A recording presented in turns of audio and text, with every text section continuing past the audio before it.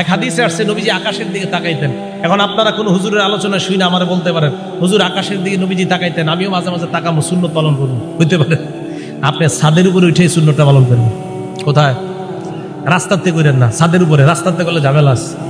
কোথায় উঠে পালন করবেন? হ্যাঁ, ছাদের উপরে। নবীজি ঠিক আছে, হাদিসে আছে নবীজি প্রায় সময় আকাশে তাকিয়ে থাকতেন। তা আপনিও নবীজির এই সুন্নতটা পালন করেন ছাদে উঠে, কারণ রাস্তা থেকে উপরে তাকাইলে ঝামেলা আছে। আল্লাহ আমাদেরকে বুঝার তৌফিক দান করেন। তো এক মাসে কেন্দ্র করে আমরা রোজার হেফাজত করি। 2, হিফজুল লিসান, জবান হেফাজত। বলেন কি হেফাজত? এই জবান দিয়া কারো আমরা গীবত করব না, মিথ্যা কথা বলবো না।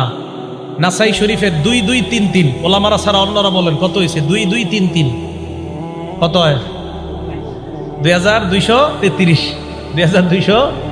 নাসাই শরীফের এই হাদিসের এই শব্দগুলো আমি বলাই কেন? আমাদের মুসলমানদের মধ্যে এই চর্চাগুলো শুরু হয়ে যাক। হ্যাঁ, এই চর্চাগুলো চা স্টোরের সামনে হোক। হুজুর ওই যে কইছে 2233 মানে হাদিস নাম্বার। বুখারী শরীফের 3331 কত হয়? 3331। ওই হাদিসে নবী বলছে বউদেরকে খালি ওয়াজ করো। আবু দাউদ শরীফ 3331 কত হয়? 3331। এই হাদিসে নবীজি বলছে সুদখোর এমন অবস্থা হবে এক জামানায় সবাই মিছিল দিয়ে সুদ খাবে। তো এইগুলা কেন বলাই? আমাদের মাঝে যাতে একটু এইগুলার আলোচনা কাজ করে, গীবত শেখায়ত না হয়। ঠিক আছে না? তো রাসূল আকরাম সাল্লাল্লাহু আলাইহি সাল্লাম বললেন আস-সাওমু জুন্নাহ, রোজা হলো ঢাল। রোজা হলো ঢাল। কি ঢাল? মা লাম ইয়াখরিকহা, একটা ঢাল। এই ঢাল যতক্ষণ ছিদ্র না হবে, কি না হবে? ক্বালা রাসূলুল্লাহ সাল্লাল্লাহু আলাইহি ওয়াসাল্লাম আস-সাওমু জুন্নাহ, রমজানের রোজা হলো ঢাল। শুরু আরেক বর্ণনায় কাস জুন্নাতি আহাদিকুম মিনাল কিতাল, লড়াইয়ের ময়দানে তোমাদের যেমন ঢাল ব্যবহার করা প্রয়োজন হয়, রমজান এমন ঢাল। তবে এই ঢাল জাহান্নাম থেকে তোমাকে বাঁচানোর একটা ঢাল। আল্লাহ নবী বলেন মা লাম ইয়াখরিকহা, এই ঢালকে ছিদ্র করা যাবে না।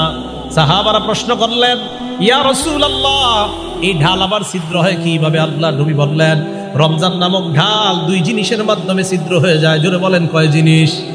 1 নাম্বার বিকাজিবা, মিথ্যা কথার মাধ্যমে। 2 নাম্বার আও গীবা, গীবতের মাধ্যমে। মিথ্যা আর গীবত, এই 2 জিনিসের মাধ্যমে রমজান নামক রোজা এটা ছিদ্র হয়ে যায়, এই ঢাল ছিদ্র হয়ে যায়। আল্লাহ আমাদের সকলকে এই ঢালকে ছিদ্র না বানিয়ে আমরা যেন মজবুত ঢাল নিয়ে কিয়ামতের মাঠে উপস্থিত হতে পারি, আল্লাহ তৌফিক দান করেন।